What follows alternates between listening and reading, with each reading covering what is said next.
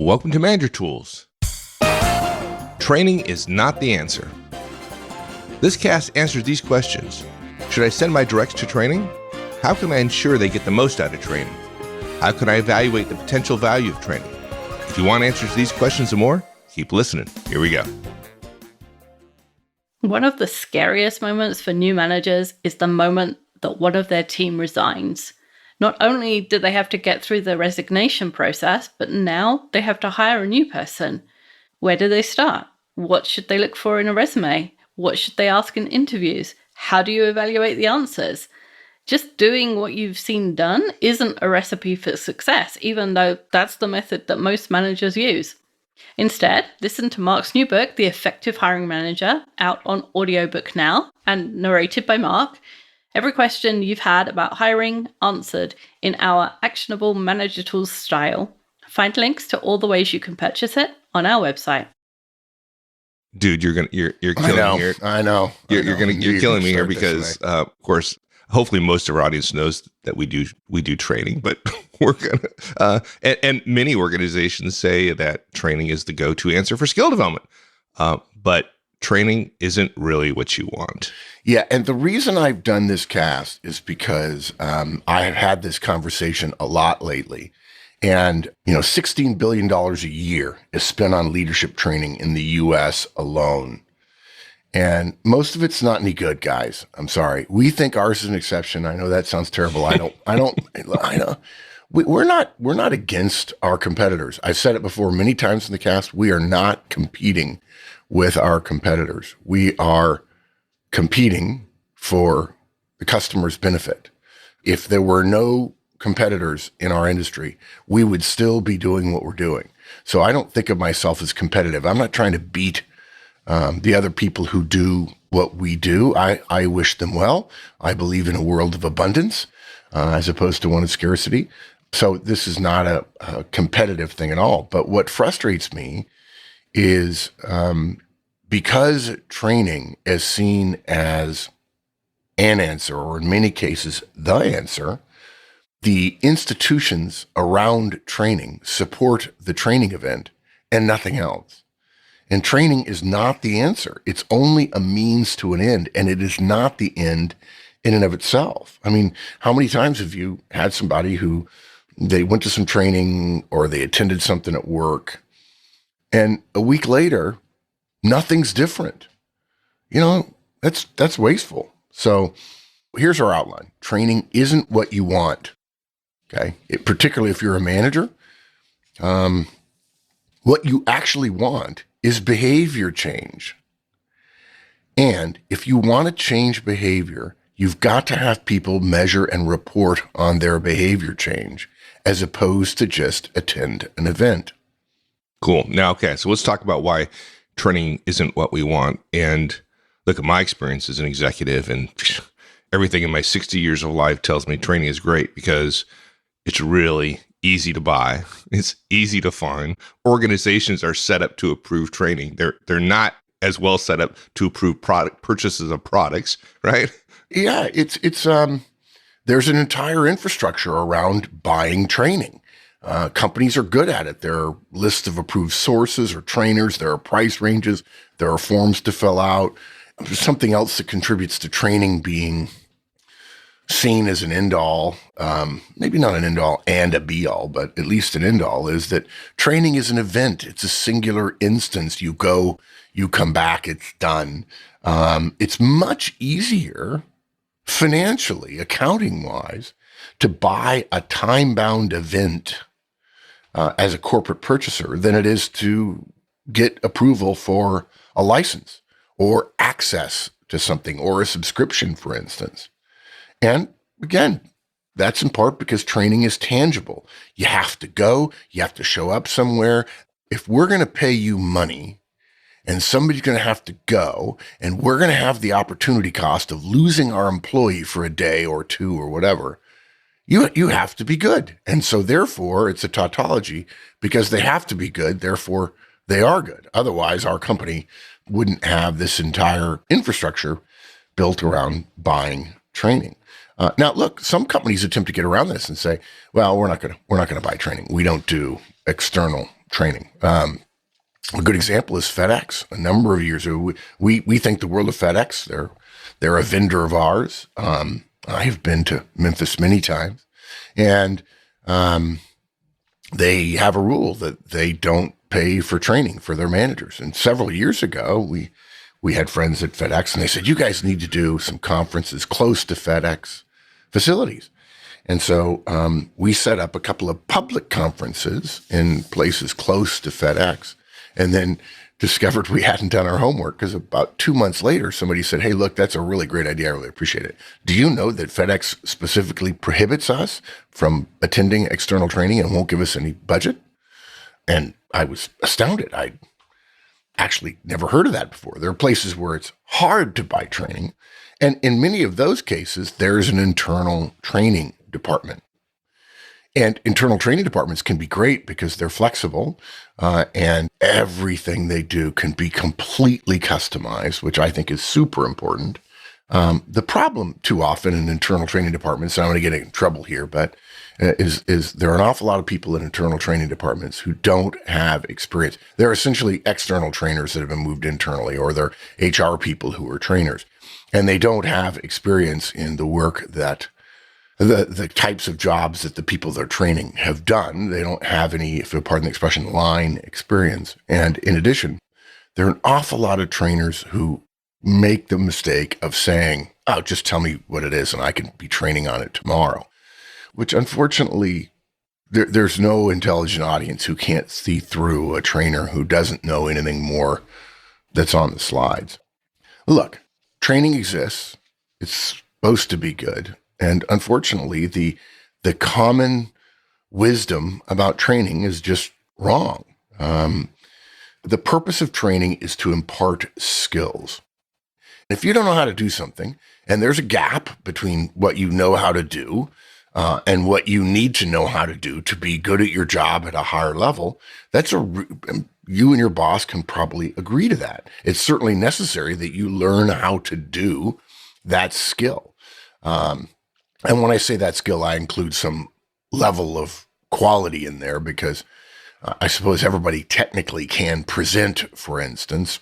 They might just be horrible at it. And so, but to be good at something may require some additional outside information that your boss doesn't have time for. And heck, we support that in our coaching model. One of our tenets of our coaching model is when you're the coach, you don't have to be the trainer. You don't have to train all of your people to be great public speakers, for instance, or to run a meeting. You're supposed to avail yourself of other resources. So even if you know how to do something, doesn't mean you will choose to do it. And that's part of the problem as well with training, and even further, let alone choose to do it at the right time for the benefit of the organization. There's basically a gap between knowing and doing. By the way, if you like that phrase, it's not mine. It's from a business book called The Knowing Doing Gap. I think Jeffrey Pfeffer wrote it. And unfortunately, it's terrible. All it is 150 pages. Don't get me wrong, Pfeffer's a genius, but it's a entire book that just describes the fact that there is a knowing and doing gap in major organizations in the world today. It doesn't tell you how to fix the knowing doing gap. And most of you probably didn't need to read the book to know that. Yeah, well, yeah. If you've been listening to us for a while, you probably gleaned that. And I think actually I might have it reviewed on the website somewhere to make sure people don't go buy it. And I gave it 1 star or no stars. Look, the problem with this knowing doing gap is that most training events or programs don't bridge the gap at all. And if you don't bridge the gap, you don't have value. Because to teach someone something that they know, which to some degree is pedagogical, that's what we learn in school, is only, this is probably too strong a statement, but it's only academically useful because companies don't pay for knowledge, they pay for behavior among their employees. In fact, I've been on panels where I said, look, if the gap isn't bridged, training is worse than useless. It's wasteful. I remember hearing years ago, somebody said, new skills that aren't used aren't skills at all, because a skill is a thing you do. If behavior doesn't change after we incurred a cost for these new, quote, skills, unquote, that's waste. Now, don't get me wrong, guys. There's great training out there, and I'm not talking about ours. Okay, I happen to like ours. I think ours is exceptional. But you don't. I'm not talking about ours right now. Consider one of the most widely praised corporate training efforts everywhere I go: presentation skills with video practice. No matter where I go, when I ask corporate clients, leaders, managers, participants, training managers, HR people who set it up, development people, what other training they provide that gets good marks from attendees and from their bosses who have to pay for it after their training budget, out of their training budget, they almost always say presentation training. Sometimes other people mention other stuff, and there's some good stuff, but it's few and far between. But presentation skills is by far the most common. In most cases, it involves some training, some basic knowledge, imparting of knowledge, and then the participant gives a 5 or maybe a 10-minute prepared presentation that is captured on video. And then a professional presentation coach, and in my estimation, it's usually somebody from outside of the organization, but not always. That person becomes a critic in a good way, and points out specific behaviors that the training attendee, the participant, did well or did poorly. And then they give the presentation again, and they have significant improvements, and they record that one too. And there's a before and after video now. Okay. And if you just think about that for a minute, you could probably see where this is better training than most training you attended. It relies heavily on the adult learning model, where in adult learning, adults want to be actively involved. They want to do something rather than hear something. We do this at all Manager Tools trainings. We practice feedback, we practice coaching, we practice delegation, we practice different communication patterns at the Effective Communication Conference, and it's actually quite fun. We practice creating questions and asking questions for interviews and how to probe, and we practice probing interview answers at the Effective Hiring Manager Conference. And most trainings don't do that. That's why Toastmasters, by the way, if you haven't heard of Toastmasters, you need to know, right? That's why it's so good. Like, you're learning how to speak by speaking a lot. Yes, and getting exactly. Tons of feedback. Sounds like Manager Tools a little bit. I will say something else. When I mentioned this, sometimes the adult learning model versus pedagogy, right? The teaching children, I usually get a question, maybe not usually, often get a question, which is, well, how does that model, or how does this training, your training or somebody else's, address different learning styles? I'm an auditory learner, I'm a kinesthetic learner, or whatever. Guys, I'm sorry, I like to be really honest to the point of candor and brutal honesty about what we do and what we don't do and why we do it and why we don't, and what we think, what we believe. And we don't believe in the different learning styles. There's scientific evidence that it's not a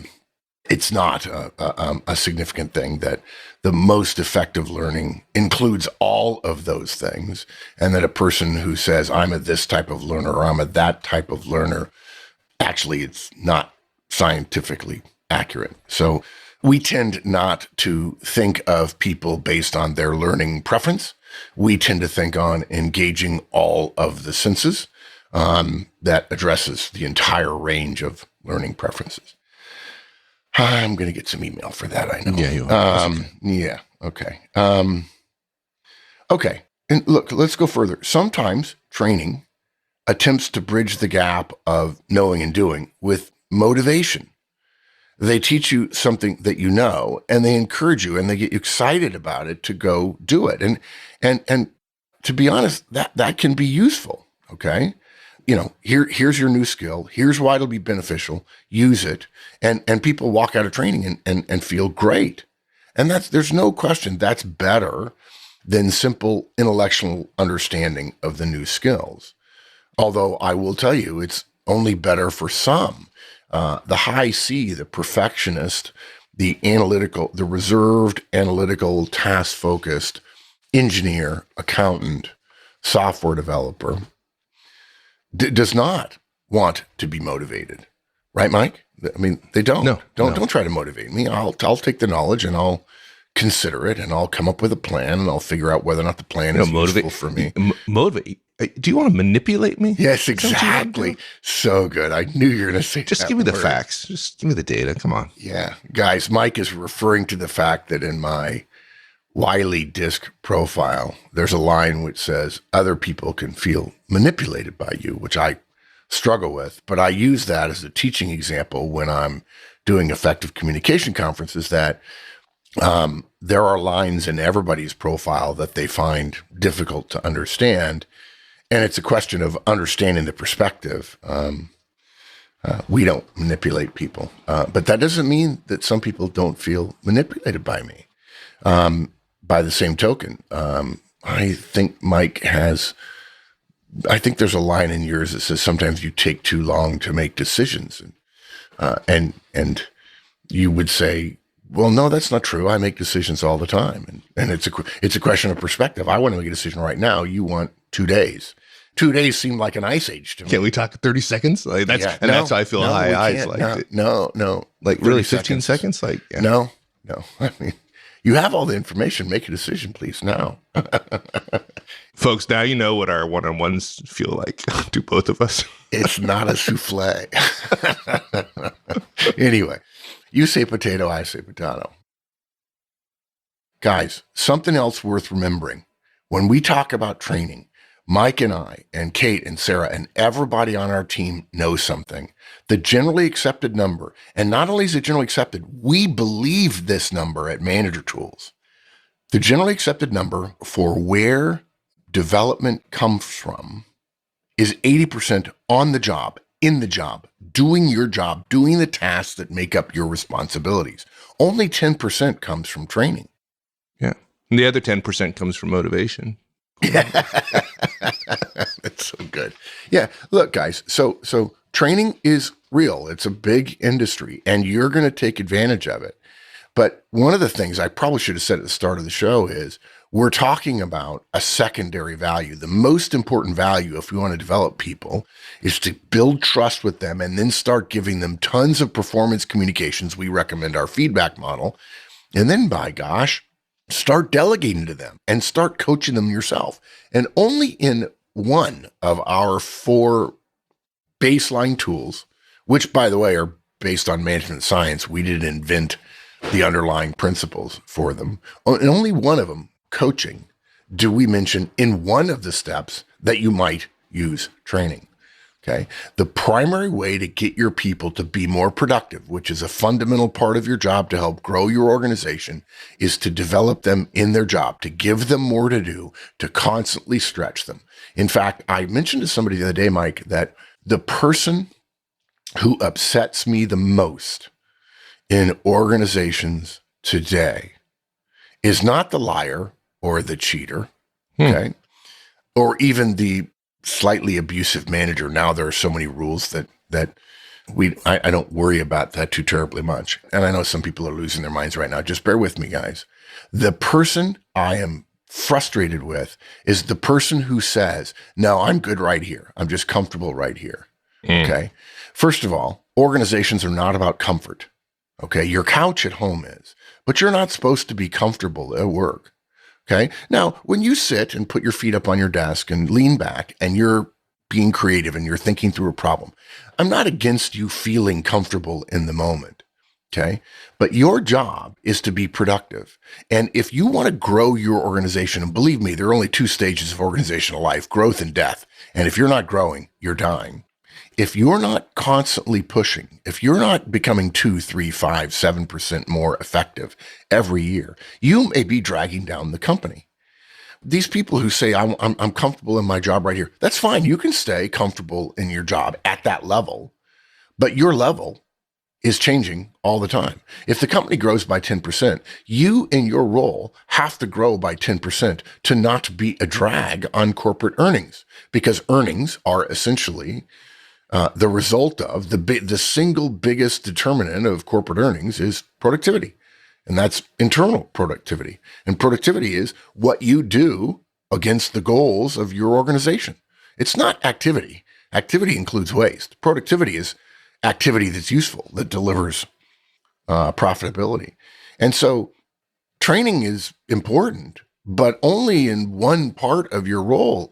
And I'd be fine if training went away, if we didn't have a world of training, as long as managers were doing a great deal more. Now, let me go back to my point of excoriating people who are comfortable in their role. The reason this one bothers me the most is it's so incredibly prevalent. Look, the instance of lying and cheating and abuse are 1,000 times worse in the moment, but there are 1 million more people who are grossly underproductive for their role. And that's what ticks me off. And Mike and I believe that the solution is managers. Yeah, I want to talk to the person and say, hey, you need to do more for your organization, or go find a different job, right? If you're not aligned with the goals of your organization in such a way that you can really feel great about what you're doing, go find another job. And by the way, we're recording this in February of 2020. If there was ever a time to go find another job, now's the time to do it. I mean, this is the greatest job market in the history of mankind. Or as I mentioned to somebody else, not the only time there's a better job market than this is the start of the world wars, but that's not the kind of job market we want. Okay. Good point. Yeah. So I'm sorry, I went on a little rant there. What all this adds up to is that training is necessary, or may be necessary, can be useful, but it's not sufficient, because knowledge by itself isn't valuable. That's not what the marketplace wants. It's not what your organization wants. And it's not what we as managers ought to want. And by the way, as just to mention, since we're going to talk about metrics in a minute, training that teaches knowledge and then tries to persuade you because they haven't figured out how to make it actionable during the event. That's why so many training delivery sources capture satisfaction right after the event. If they're good and they included practice, participants feel they've gotten everything out of the training. And we do that too. But it can lead to a false sense of success from training. No training can be called successful for the individual right after the training finishes, because the proof is in a pudding that hasn't been made yet. The proof happens next week, next month, next quarter, next year. Folks, the M Conference is coming up earlier this year. We've almost nailed down the entire speaker lineup. It's going to be another great year. It was so over-requested last year that we agreed to increase the number of attendees from 50 to 65. You will learn from the best again this year from all over our community and elsewhere. And we look forward to seeing you. Come to the website and sign up. Now, behavior. Yeah, dude. I mean, that's this, what we want is behavior, right? And I've said this on the podcast. Behavior at work, Behavior at work, right. Applied behavior toward a productive goal. And this was when you consulted for my organization. God, how's 20 years ago? Long time. Yeah, long 20 years or so ago. Let's don't talk in those are too large numbers for me. We did it when we were 15 years old, right? Yeah, exactly. But that was the fundamental thing. We talked a lot, one-on-ones, feedback, coaching, delegation, all that kind of stuff. But the biggest change for me in the way I thought was starting to think about behavior. What did I want people to do? I wanted them to be motivated. What I wanted is I wanted a bunch of behaviors that I characterized as motivated, right? I mean, that's big change. Yeah. And it impacted everything I thought about in work from that point forward. Everything. When I delegated something, I didn't talk about characterization. I talked about specific behaviors. When I gave somebody feedback, we talked about behaviors. So anyways, let's talk about behaviors. And as you can tell, folks, I get excited about behaviors. Yeah, I do too. So Yeah, what is valuable to organizations is behavior change. And don't get me wrong, guys, we love knowledge. That's why we read all the time, and I'm constantly looking for new ideas to think about them and play around with them in my head and so on. There's no question that knowledge of the new behavior, the knowledge alone, is pretty important in getting to new behavior, but knowing isn't doing. One of your directs leaving a training course knowing what to do isn't valuable to you or your org yet, because doing is what we want. We pay for training not for the knowledge acquired during the training, but the behavior it leads to that we can measure afterwards. But most often, once training ends, the acquired knowledge is never applied. Yeah, okay, you have to know to do, but knowing without doing isn't valuable, even if we're forced to pay for it long before we know. I think about myself and all my IC friends, right? I just remember conversations where people believe that they're worth more to the company as a function of what they know. Oh, yeah, Right? MBA. And you don't hear them talking about applied knowledge. I mean, literally, they're saying, well, I know this, so therefore I'm more valuable. And it's like, no, you're not. I mean, you're more valuable if you use it, but knowing it, not so much. No, I agreed. And in fact, when companies are talking to me about pay structures and like, well, we'll pay more for this or that or the other thing, I'm like, don't do that. Don't do that. Pay more because people do more.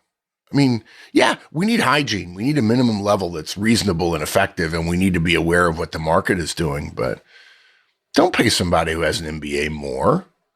No offense to MBAs. There are many cases, they're fantastic. But yeah, it's useful activity. It's utility that matters, not knowledge. Not saying we want to hire folks who aren't smart, but smart is part of the equation. It's not all the equation. So look, don't be afraid to ask whether a training session has a money-back guarantee. And then don't be afraid to ask for a refund if behavior doesn't change, if the guarantee is for behavior change, and of course it usually isn't. Effective development of your people is applied behavioral development. Most training only gives knowledge development. What we want is to turn that knowledge into applied behaviors. And when we do that, we get a return on our training investment dollars. So then the question becomes, okay, I get it, Mark. I get it, Mike. It's okay. Training is about knowledge and training isn't the answer. I might need to send my people to training, but what I'm really hoping is that they change what they do when they get back, which when I say it like that, I was like, yeah, well, yeah, of course. That's right. But yeah. Okay. So what are you going to do to encourage the behavior change after they get back? Yeah, here's the cool part. And this is so easy. Look, if you want to change something, all you got to do is measure and report on it. That may be one of the 10 most important things I've ever learned as a manager and as an executive. You want to change something? Measure it.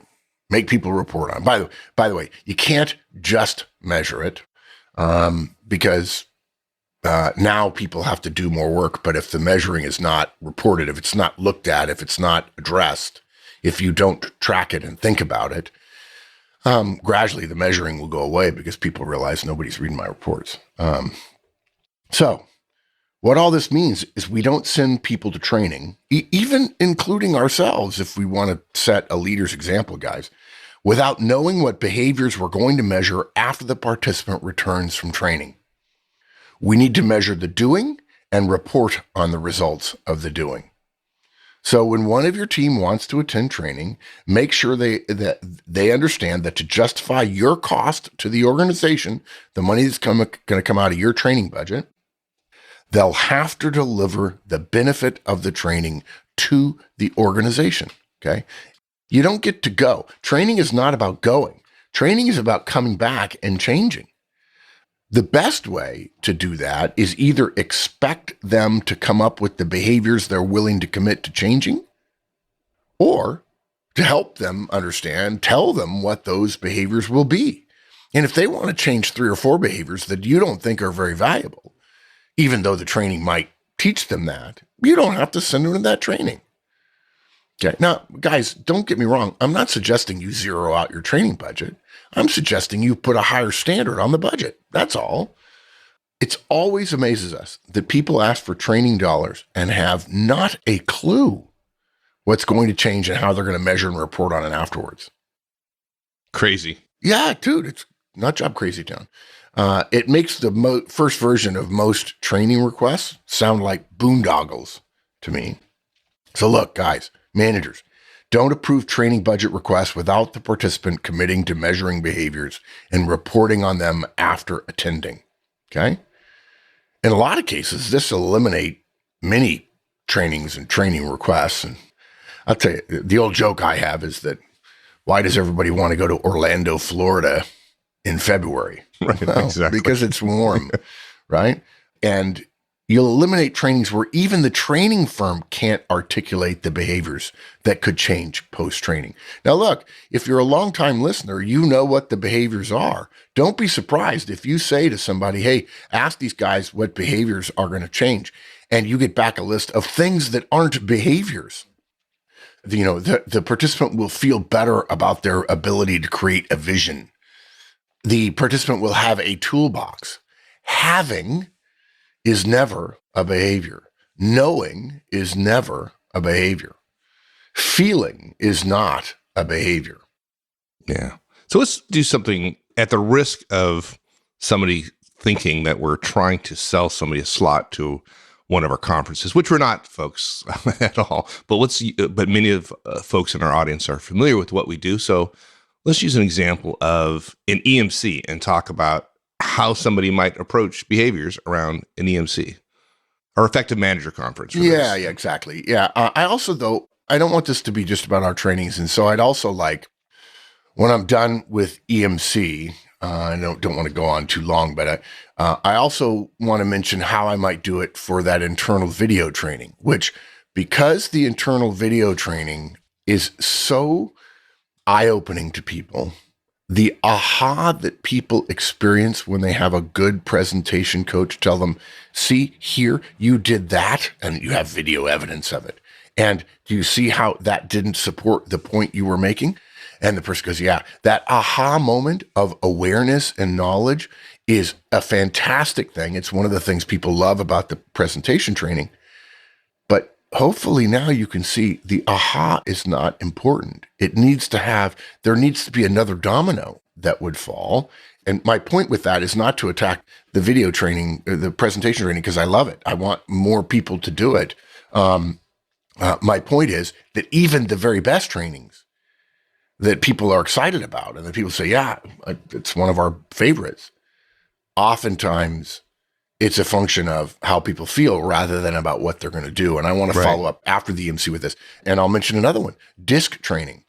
The conference that we use DISC at, the Effective Communications Conference, one of the first things I say is most DISC trainings are not effective, but they're loved because people read a document about themselves and get creeped out because it's so accurate. And that is 90% of the value of DISC training. A DISC trainer, ones I've known over the years, will tell you, oh yeah, I love doing DISC because people just love it. Yeah, but do they change their behavior after the event? And what you'll find is that 99% of all DISC training has nothing in it about behavior change. Nothing. Zero. Which means literally it's not useful training unless you want to make people feel good. And if that's the case, send them to Orlando in February and encourage them to take their families because there's a big theme park right next to Orlando. It will motivate them. So. Yeah, exactly. Oh, they'll feel so good. Feelings are so important. Okay. So, fine. We'll do the Effective Manager Conference. And look, guys, hopefully you know this. We don't do this very often. In 15 years, we've had 4 or 5 casts where we talk about a product or service in any detail. Our long-term audience, if you know somebody who's been listening for a long time, they trust us. They know we're not trying to sell you a slot. But on the other hand, because we know principles about what training is supposed to be, we create training that allows participants to easily answer their boss's questions about the return on investment, behaviorally speaking. And for the record, guys, what I'm about to share with you comes almost verbatim from a recent attendee whose boss wasn't a fan of manager tools, but still allowed his direct to go after hearing the case that this guy made, in fact, based on our guidance. So in the email, I'm taking out all the cruft around the email and getting to the heart of it. This person who came to the conference says, hey, here are the behaviors you can measure on me and that I will provide to you going forward after the event. I'll conduct weekly one-on-ones with all my directs starting 1 month after completion of the training.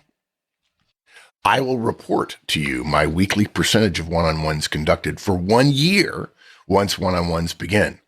Now, look, guys, full disclosure, this attendee had decided to use Roadmap, our tool for rolling out the Trinity, which is done in an app, and it's pretty no-brainer. It does every single step of the Trinity rollout model.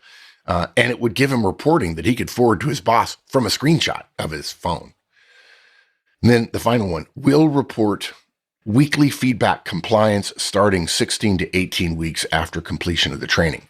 This will include both amount of feedback and type of performance communications, positive or negative, to each direct. Now look, if your direct comes to you with a training request like that, it's that specific, it's hard. No, it's not hard to justify that training budget spend. Okay, now, what might it sound like for that video presentation skills? Let's say your company doesn't have the internal video presentation thing, but there is a firm locally to you that does it. And in fact, typically, firms don't have the internal resources, but there are 3 or 4 times a year where an external resource comes in and is available, and they get slots that people sign up for, and then various training budgets are billed after the fact. And they're typically ensconced in a training room or two for some period of time, and people rotate through, and it's a great experience for the trainer because they get to do what they love to do, and everybody comes out of there going, wow, I learned so much. And it's really good. Anyway, if you were going to do it externally, it would be something like this. Not that you attend the training, not that you learn, not that you get a video. You might decide to share the video with your boss. Hey, I'll be happy to email you the video or bring it to you on a memory stick. But no, an example might be, will present weekly, record my presentations, and share before and after presentations with you. In other words, this person is saying, I'm going to record 3 or 4 of my short presentations in the next month or 2 before the training, and then I'm going to share ones after with you. We'll annotate every video file with behavioral notes based on the template the trainers are going to give to me so that you can see what behaviors I have changed. We'll ask the audience, when appropriate, for scores, grades on my presentation. We'll do so before and after so that you can see the change in audience perception of me, which is the whole point, according to you, boss, about why I need to go to training. Those are just things that I just thought off the top of my head. Now, look, if somebody comes to me and says, hey, boss, I'd really love to do that video training. Everybody says it's great. If she's my top performer, I'm probably going to let her go. If a middle or bottom performer says it and my training budget's tight, I'd rather have the detailed behavioral analysis before and after, and what are you going to measure, and how often are you going to measure it, so that I know I'm getting my return on investment. And by the way, I'm not saying that I won't ask my top performer to do that, but I'm certainly, in my mind, you don't get to go to training unless you can show me a behavioral return on investment. So summarizing just real quickly, we're not against training, but it is not the answer. It is just the start of the behavior change process, and only one way to start. The end is behavior actually changing and results improving, leading to productivity and profitability. Measure the changes and the results, not the training itself. And, since we are in a business, I will say we'd love for you to apply it to our training sessions as well. But that's not what this cast is about. This is helping you become a better manager to apply this all possible training, internal and external, that your people want to go to, or maybe that you want to go to. Absolutely. I enjoyed that one, dude. This fun. is important stuff. The amount of training people do, like you do this, folks, your return on that investment is going to go up significantly. Yeah. And wait till you sit in a manager's meeting and somebody said, yeah, I had to turn one of my guys down for training. And It was a bummer. He's going to be ticked off at me for a week. I'm like, well, how did you say no? Well, I just told him no.